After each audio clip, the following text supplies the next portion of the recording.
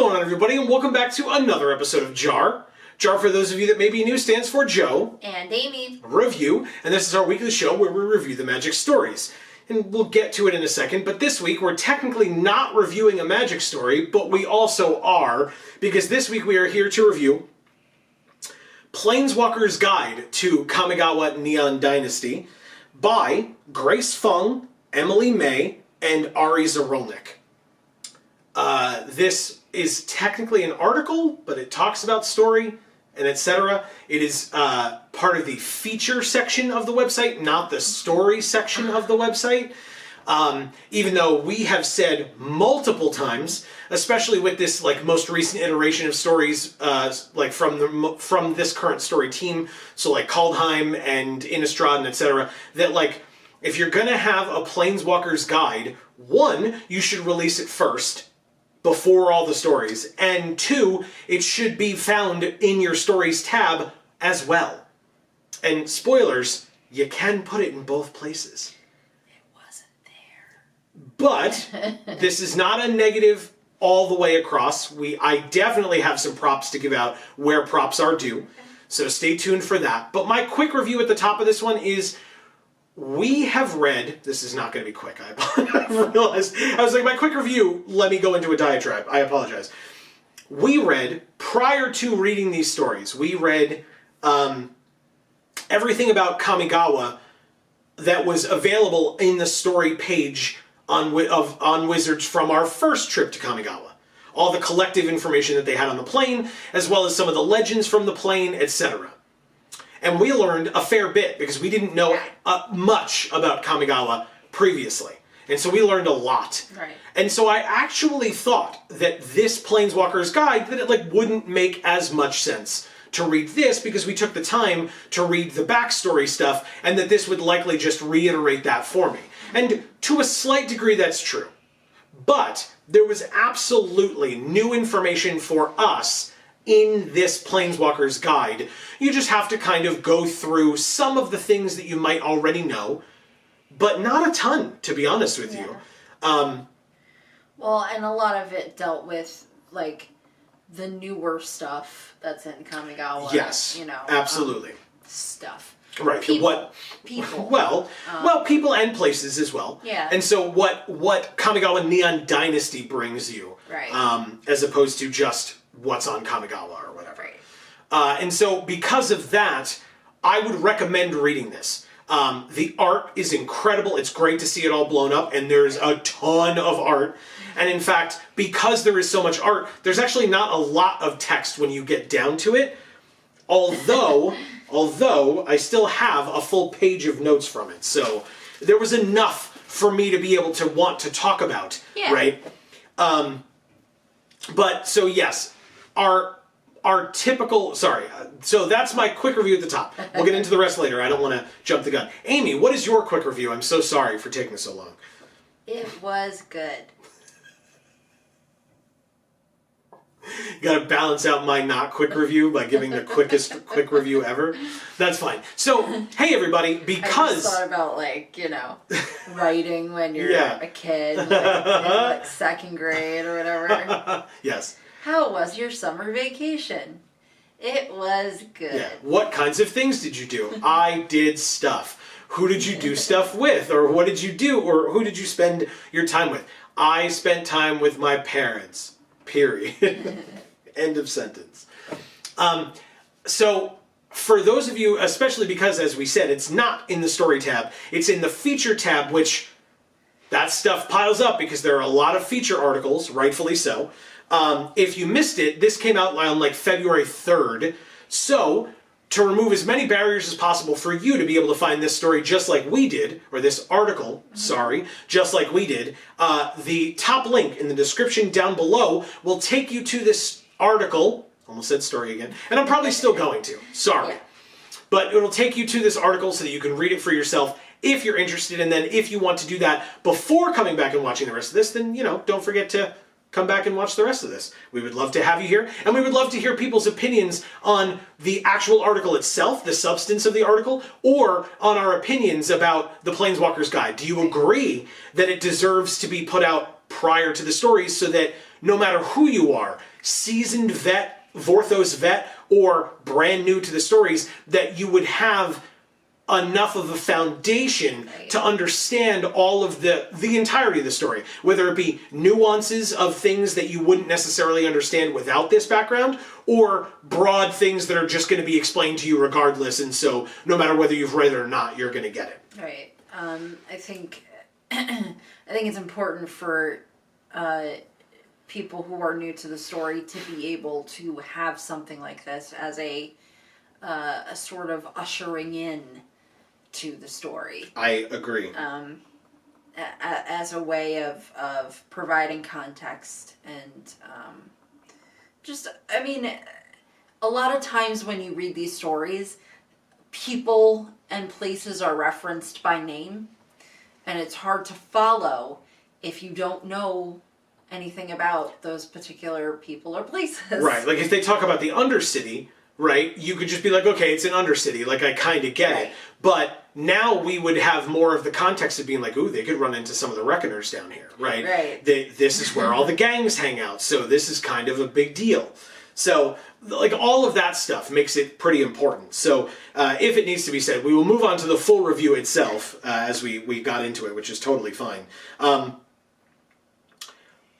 Here is where credit goes to where credit is due. I'm going to do it at the beginning here and at the end because both parts are sections that deserve it. The first part of this story starts with a link to an article talking about each and every one of the Saga cards that depict older stories from Kamigawa. There's a drop-down thing that you can click on, like the name of the card, and then it'll show you the full card, then the full art from the card, and any of the cards that have corresponding Saga stories, which we have reviewed. Go check them out on the channel. But the name is clickable. And when you click on it, it will take you to the corresponding Saga story. So while we say that this deserves to be in the story tab, this being Planeswalkers Guide, deserves to be in the story section as well as the feature section, if that's really how you want to do it, that's fine. You can still put it in both places. It's still traffic to your website. Right. Like it's not like one takes them to your site and one takes them off-site, and you don't want them to go to the off-site one because you don't get ad revenue or clicks or whatever for that. It doesn't matter. It goes to your website either way, so who cares if you just put it there twice, if you really feel that it deserves to be in feature as well as in the story tab. Because, Joe, we're lucky if they put it there once. Again, so that's important. I like that. That's credit where credit is due. That's a very cool move, and I do not recall, especially because the Saga stories are a new thing for this set. I do not recall them having done anything similar to that in the past with the Planeswalkers guides in particular, and so that's very smart. Obviously, again, it makes business sense for them because it gets people to go look at the cards and the arts, which may make them want to purchase those cards with those arts. So sure, I get it, but you're also linking to the story so that people have background and context on what they're actually looking at. Because those Saga arts are gorgeous. Right. Not that a lot of the other ones are not as well gorgeous, because they are, but the Saga arts are incredible. They're so varied and they're so different in the structure of them because they're so vertical that it's so like eye-catching and draws you in. Right. And so because of that, there are definitely going to be people who are like, wow, what's the story behind this? Right. Well, all you have to do is click that highlighted thing right there and it'll take you to that story. And especially in this particular set, the techniques used to create the different Saga arts are so varied. Yeah. As opposed to in the past when they haven't really been. Yeah, because they've been trying to make sagas be more like actual relics that you would find in the realm in some capacity that then depict or tell that story that they're trying to tell. Right, I think the Call Time ones were like supposed to be wooden or something. Okay, and the like Theros Beyond Death ones were like mosaics or things like that, like that Right. you would find in, I don't know, ancient Greece or whatever, Yeah, stuff like so that. I feel like the ones in this set are more varied. So I feel like in previous sets when they did the Saga arts, they had more cohesion amongst them in a way that maybe this set does not, but I like it that way. Okay. Yeah.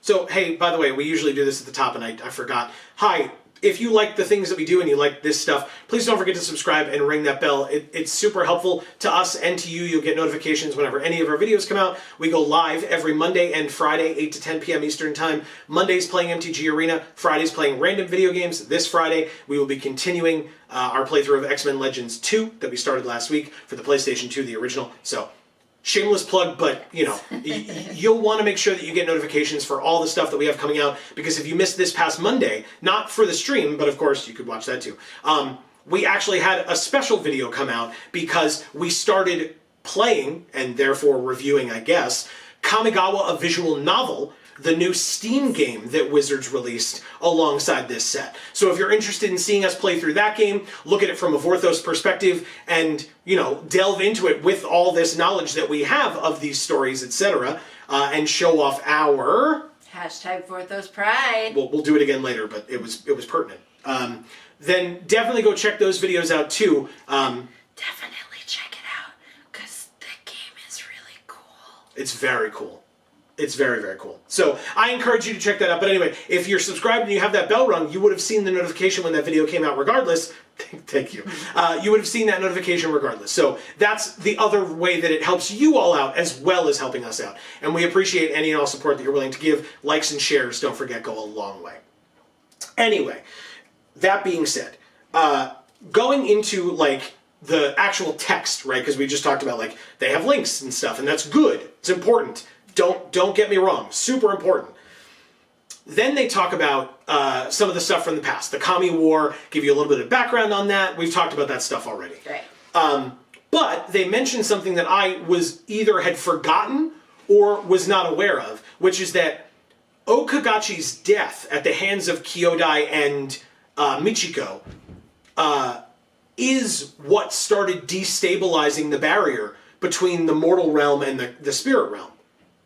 I don't think we either it didn't click for us at the time if we read it in the past, or we just didn't see it. Yeah, because I don't recall hearing that. There were certain things in here that I was like, wait, what? Oh, that's the reason for that. Okay. And again, even if it's something that we should have known from all the things that we read previously, right. This helps to give more context, more background, so that, oops, we forgot it. How could we have forgotten? Truly, if we had not remembered that we read it previously, or we just hadn't found it, that's a pretty important detail. Right. That why it's happening, right? We knew it was happening, but to know why is kind of important. At least for me, I'd like to know why, and it makes a hell of a lot more sense now as to why. Yeah, and it is good to have that context, because then we know that if the people in the story don't seem to know the reason, we're like, okay, we as the audience have more context than the characters do. Correct. Or if they do seem to know the reason for it, then we can go, oh, okay, I remember what the reason for that is. It's this. Yeah. So it's good to know that if they're not going to sit there and explain it in the story. Yeah. So both of those things are good to know going in, so that when you come across that section in the story, you can go, oh, okay, yeah, no, I get it. Yeah. As opposed to it being bits and pieces of an unfinished puzzle,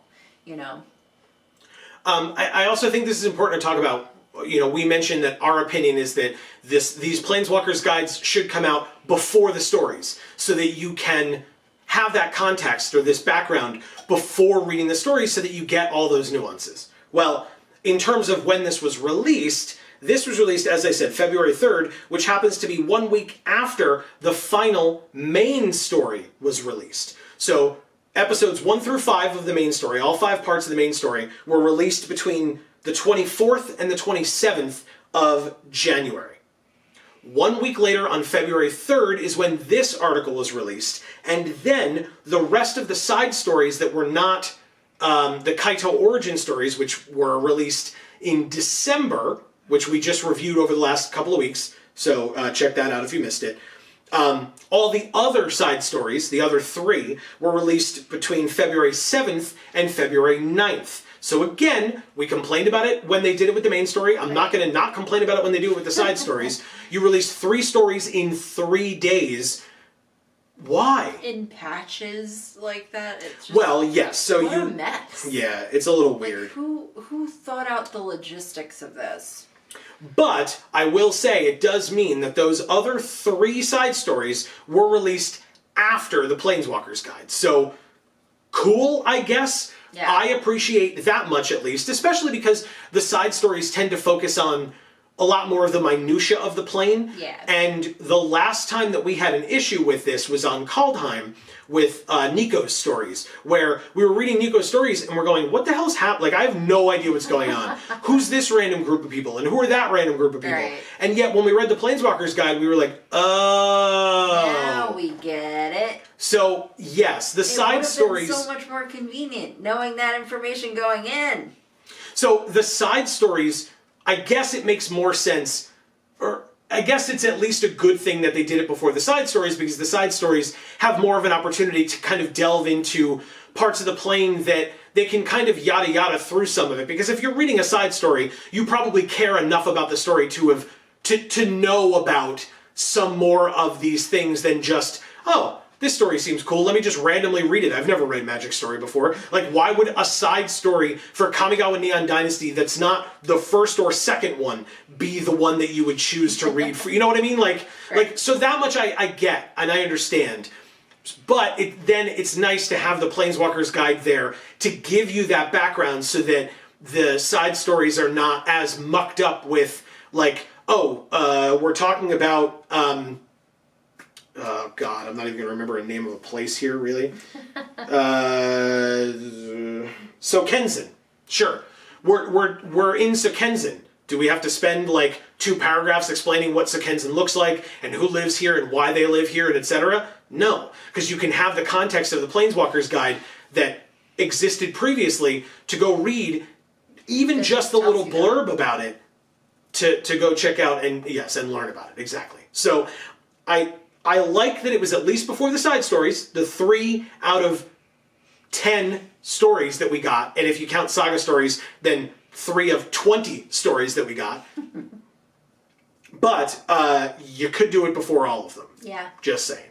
Because the other thing is, I mean, I guess it reveals so many of the arts that you may not have wanted to spoil at the time that, like, you released the Kaito origin stories.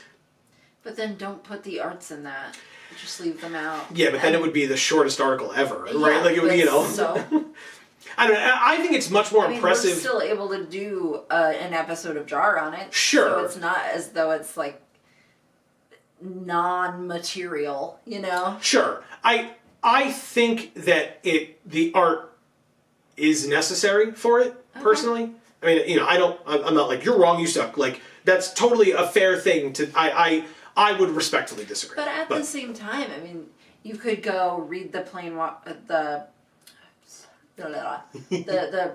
Planeswalkers guide. Planeswalkers guide. Okay, no, I was saying that. Yeah, you got it.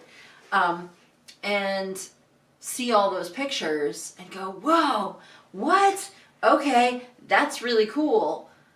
That's going to get me interested in the rest of the aspects of what Kamigawa has to offer. Yeah. As opposed to, I'm just here to read the Planeswalker guide and then see you later, because that gives me enough information to, buy the cards and play with them. And, that's how I know whether or not I care to buy the cards. Yeah. Again, especially because it's just the arts. And maybe you have the titles underneath them because maybe you need to do that for legal purposes, right? Because they have the artist's name and often, if not always, a link with that artist's name, I guess, to take you, I've never clicked on them, but to take you to maybe their website or something like that, or at least information about them as a Magic artist and maybe what cards they've done. Maybe it probably just takes you to Gatherer so that you can see all the cards that they've drawn art for. But it gives you the name of the card and the artist's name. So, or the name of the art, I guess, in that case, and the artist's name. And so maybe they have to do that for legal reasons. So maybe they can't put all those arts out in that way unless they've revealed them already. But I don't know. I feel like, especially with the way that every single paragraph that came after a picture or an art talked about that art in some way. Like, didn't specifically say, the above art shows blah, blah, blah, blah, blah. But if it shows Sokenzen, the paragraph underneath it is about Sokenzen, right? Like, that much makes sense to me. I appreciate the ability to take the time and look and go, oh my god, that art is so good. Yeah. Because, spoilers, it's all so good. Right. So I appreciated learning about Okagachi. Now, speaking of Kyodai, who we talked about joining with Michiko to kill Okagachi and Konda, by the way, we find out information about Kyodai that we had not learned already, despite reading the Saga stories and the two Kaito origin stories that discussed the fact that the Emperor was missing. Right. But Kyodai, apparently, has been, quote, dazed and incoherent since the Emperor's disappearance, who we now know that the Emperor is the Wanderer. Right. We may not have known that at the time that we were reading this Planeswalkers guide if it came out first. Which also tells us that she likely didn't mean to leave, and so she's missing, for the reason of her Planeswalker spark kicks her in the ass, right, and she's not allowed to just stay where she is. Right. And now, obviously, the stories are all out, so you very well may know the answers to these things. But don't forget, we're coming at this from the angle of getting this background information now. So, yes, you may very well be listening to us and be like, well, it's obvious, because in episode 3, it talks about blah, blah, blah. Right. Well, that's not the context that we're coming at it from. And so, yes, that's perfectly fair, but what have you. Then I want to talk about one thing that the Planeswalkers Guide does quite well is they talk about a lot of the different factions, if you will, or groups of individuals that gather on these planes, give themselves names, titles, etc. And typically, right, this is, for Magic, demarcated by different colors, right? So the Order of Jukai versus the Reckoners or whatever, that's green versus black. So it's mostly the 5 colors are the 5 factions, and that's how they present them to you. And so we get, and in fact, I believe they presented them to us in Wooburg order. Oh, no. They did. They definitely did. Yeah, they're not stupid. Love that. Yeah, exactly. But what I appreciated was they talked about the samurai, right, the Imperials, and then the Saiba Futurists. And that's because, again, the white group and the blue group. But I found it so interesting because about the imperialist forces, one of the quotes said that the current regime is working to restrict new tech to, quote, maintain social stability. So they don't want technology just running rampant, and so they're utilizing their authority to kind of tamp down new technological improvements that are coming out. That doesn't sound familiar at all. No, not at all. But going along with that, now realize the words I said that were actually in quotes, which was just maintain social stability. Remember that. Because now we're talking about the Saiba Futurists, and I have a couple of quotes here. So the Saiba Futurists, quote, believes strongly in innovation and pushing the boundaries of possibility. End quote for that section. And they want to keep the most up-to-date advancements to themselves to, quote, maintain power and status. Yeah. Do you think these two groups might be coming against one another because they're attempting to maintain, like, things that don't mesh well with one another? That aren't maintainable. Do you think that the Planeswalkers Guide might be subtly attempting to tell you that? Like, obviously they're flat out saying, right, that if the Imperialists are trying to stifle technological advancement and the Saiba Futurists want kind of unfettered access to technological advancement, then yes, obviously that's what they're saying. And it's not subtle. But what I appreciated was the language used. Maintain social stability versus maintain power and status. Awesome. I really loved that. And loved that, like, you know, it was like, huh, you know, this article's not that long. I remember back up there when you used that very exact word for this very exact purpose. And then I was intrigued by the Uprisers. Truly intrigued by the Uprisers. So I'm jumping a bit because, again, they did it in Wooburg order. We just did white, blue, now I'm going to red. Sorry, I'm doing it on purpose, though. The Uprisers interested me because the Uprisers seemed very much to be like Gruul. I didn't write this down. I thought I was going to, but I didn't. But the Uprisers reminded me of Gruul, right? That they kind of come in, or no, sorry, I'm thinking of the Order of Jukai. Never mind. That's why. I was like, I thought I wrote this down. Never mind. But the Uprisers, they would seem like they would align with the Futurists. They want technological advancements, and they want the Imperialists to stop exerting their will, if you will, against them. So it seems like you both have the same goal, you just want to go about it differently. Although, I guess the difference is the Uprisers are doing, like, cobbled together old tech, right? Yeah. So they're just, like, kind of grabbing scraps and putting them together however they can, whereas the Futurists are researching new technology, so literally new. So I guess that's why they're not similar. It feels like a very thin line to me, which may be intentional. It may be the kind of thing where, I mean, red and blue may in fact, like, you know, like, is it? They may want to work together in that way, blue-red spells, etc., like that type of archetype. Inventions. Yeah. It still works. It's just, I don't know. I found it interesting because I was like, why wouldn't these two groups work together? And, like, you know, is it that there wasn't enough design space to make them more separate from one another? Or was that truly intentional where, you know, it gives more opportunities for these two groups to maybe align with one another and then make it more difficult for a group like the Imperialists to continue to rule and etc. Yeah. And maybe that's the goal, who knows. I liked as well, when we're talking about the Cyber Futurists, that they mentioned that the leader of the Cyber Futurists is, quote, shrouded in mystery. Ooh. Do I have to say who I think their secret leader is? Sure. Is it just Tezzeret?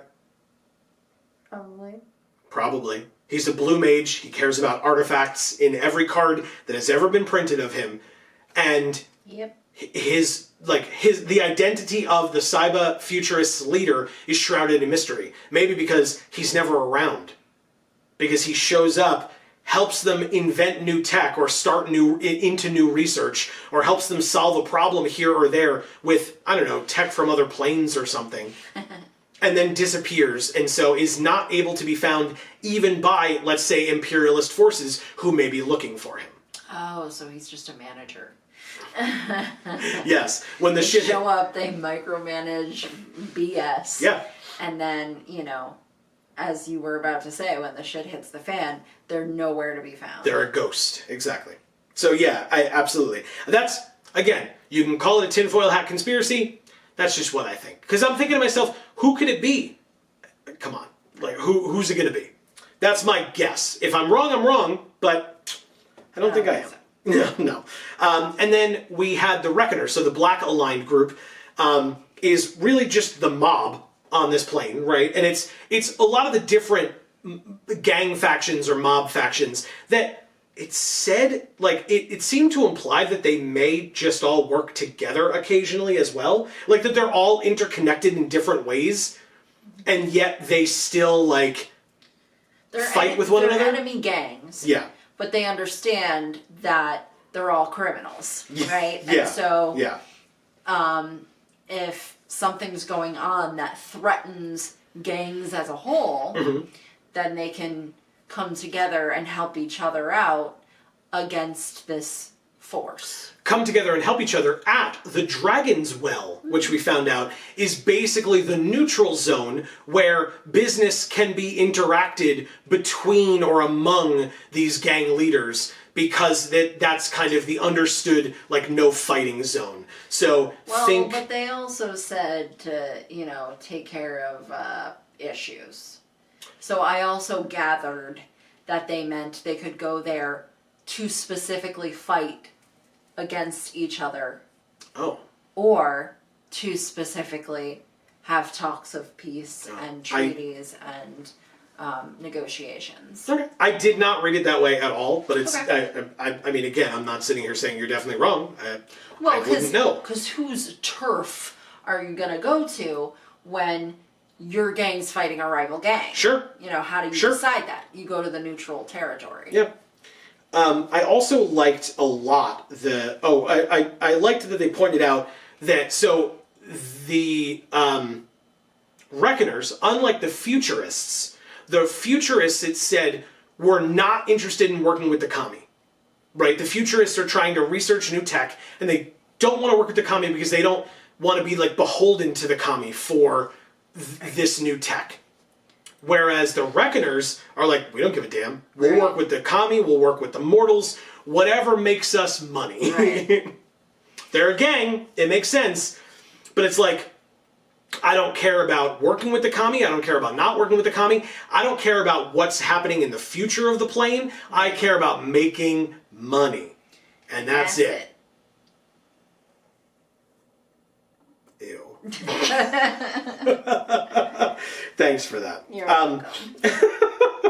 I also really liked that they talked about the tattoos. I thought that was really cool. It's only on like 2 or 3 cards in the set, I feel like, but the fact that, like, now I understand more of the meaning of them, right? Because it seemed to me, based on the cards, that, like, the tattoos gave them abilities or whatever, that they could get stronger with the use of the tattoos, the augmentation that the tattoos give them. Yeah. But now we find out from the Planeswalkers guide that the tattoos are more about loyalty. So when you join up with a gang of Reckoners, you get a tattoo. And then as more bonds and more relationships are formed within your gang, you get more and more tattoos. And so one of the things that they said is the bosses of these crime gangs tend to be tattooed, as they said, not from head to toe, but from neck to toe. So I guess face tattoos, not okay with these guys, seemingly. At least according to the Planeswalkers guide. And then last but not least, for the 5 main groups, are the Order of Jukai, who, these are the ones that are like Gruul, so I apologize for doing this wrong. So I'm sure you love them. Amy loving Gruul, or a Gruul lover to begin with. The Order of Jukai hate technological advancement, fight against the Futurists often, and then something else that I really appreciated was Shigeki, the Arachi leader of the Order of Jukai, or the former, that makes him sound like he previously was, the founder of the Order of Jukai, that's the word I was looking for, had a vision of the spirit realm shattering. Yeah, it's pretty fucked up. It's kind of a big deal that he just had that vision, because they then mention, the story, or the article then mentions that some of the other people in the Order of Jukai have had similar visions. Yeah. Well, I guess that's why they're so passionate about getting rid of this tech. Yes. That, like, creates this issue with the spirit realm. Yes. The difference between them and Gruul, by the way, is that it specifically states that they often refuse to attack residential areas. They try to attack places of industry when most, if not all, of the people have gone from there, and then they can just attack in peace, where they set off a device that contained the magic of a kami, or just release an actual kami into that space, I guess, for destruction and damage and etc., right. like maximum destruction. So I appreciate that they have a moral compass in addition to this, like, okay, we have to stop all this technological advancement. We're all going to die. Right. Like, this is a problem. So I really like that. Right. And So then there's a line. yes, and then to go along with the green aligned groups, you have the living historians as well, which of course I'm sure you also love, because and they want to keep the past alive, which we learned is kind of all over the place regardless, right? That like the plane is the past and the present melded together, there's not a fair bit of integration there. correct. So that's awesome and important. Especially for, I mean, I would compare it to other planes and or places in real life where that perfect melding really doesn't happen. No. Right? No, I agree. Yeah, and so I liked that, and I liked that the living historians, it makes perfect sense, were founded in part by Azusa. Just makes perfect sense, and that is then the group that she belongs to. And then the last thing that they talked about here was just, it truly, in my opinion, it feels out of place in this set. It just truly feels out of place, is the cultists and the demons. Like, why are they here? I just don't get it. Like, again, for this set, it makes no sense to me. Like, it's just like, there are cultists who worship demons and try to help the demons escape their prison in the spirit realm where they were put by Kyodai centuries ago. But I can't imagine, I mean, maybe it does, but I can't imagine that comes up in these stories. So why bring it up? Like, maybe they have to go to Hidetsugu for something, a la Silence of the Lambs, right? Like, he's trapped, and they go to him, and they're like, what do you know? And he's like, oh, you want information from me, or whatever. Maybe? Like, I have no idea. I have no idea why that subplot seems to be here. Maybe my questions will be answered in the coming weeks as we review more of these stories, but it seems very out of place to me, all these cards about, like, the demons, and Hidetsugu in particular, but, like, demons and cultists and stuff, like why? It just does seem so weird to me. There'll probably be one story at least on that. Hopefully. Or at the very least, describing that in a portion of it. Either in the main stories or maybe even one of the side stories, because we got 3 of those to review as well. Okay. And so, yes, in the coming weeks we will be reviewing the 5 main stories in order, unless something else comes up, because we were supposed to do that this week, but then this Planeswalkers guide came up, and we prefer this. So, but yeah, so we're going to try to do the 5 main stories in order, because that's when they were released, and then the 3 side stories, because that's when they were released as well. So this should be the only video that's, like, out of order. Yeah. We don't prefer this to the stories. That's not what I'm sorry. We prefer it to be sooner rather than later. Well, and we prefer having that background of it first to help us have better context for the main stories. Yes. Thank you for the correction and clarification. And I said at the end, credit where credit is due again.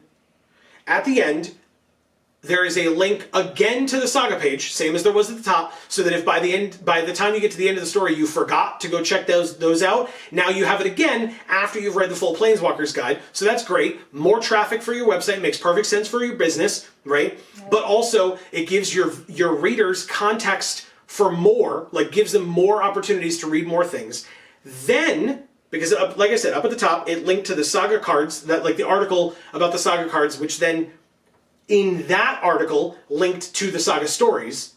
But at the bottom of this article for the Planeswalkers guide, it linked back to the Saga article again. It then linked to the story page, and it linked to the set credits. So you can find out like who was in R&D, who was in principal design, who was in all those things. That's really cool. Amazing. Amazing. That is what you should be doing. Right.